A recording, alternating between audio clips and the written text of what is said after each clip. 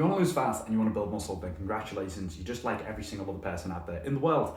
But there's a little bit of a problem with that, and that is that dieting calories too low and building muscle aren't really two things that go hand in hand. They can happen at the same time. You can lose fat and you can build muscle at the same time, but you just can't drop your calories to nothing and then hope to still make some kind of gains in the gym, because the calories that you eat are a vital part of your recovery. You know, your protein helps to repair tissue, the carbohydrates and fats that you consume help to give energy for the sessions where you're going to be training, and also help to elicit other hormonal responses that help with build muscle, like producing insulin. So here are some little things to be able to bear in mind.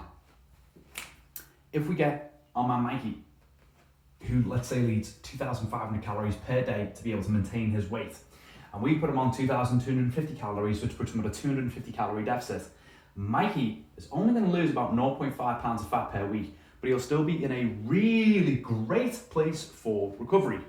He's probably not going to really feel the energy deficits as time goes by. He's probably never really going to feel like he's starving himself, because the amount of calories now that he's eating for fat loss is still relatively similar to that maintenance amount. His body understands this, and it's like, yeah, thanks a lot, bro. However, if Mikey puts his calories down to 2,000, which puts him in a 500 calorie deficit, he's going to lose about 1 pound per week. And the side effect that he's going to have in exchange for that is that his recovery is not going to be quite as good as before, but it's probably still going to be good enough for him to be able to maintain his level of performance.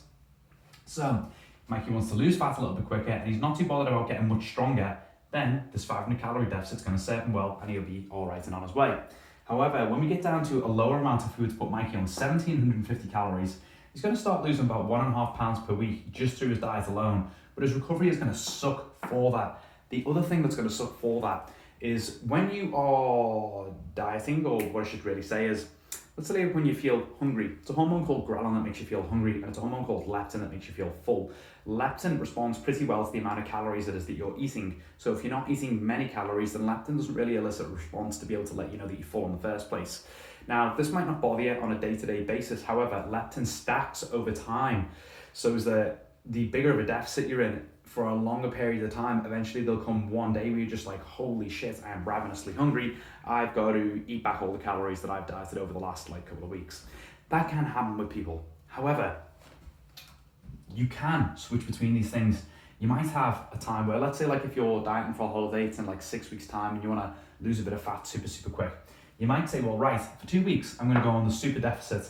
I'm just going to put up with it, I'm going to tank it, I'm going to mentally strive through with this because I want to lose as much fat as quickly as I can do.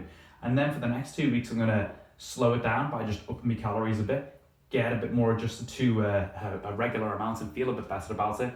And then that week or two before the holiday, you might whack it up to that smaller deficit again, just so that you don't feel starving and ravenous and end up binging and going out of control the day before your holiday.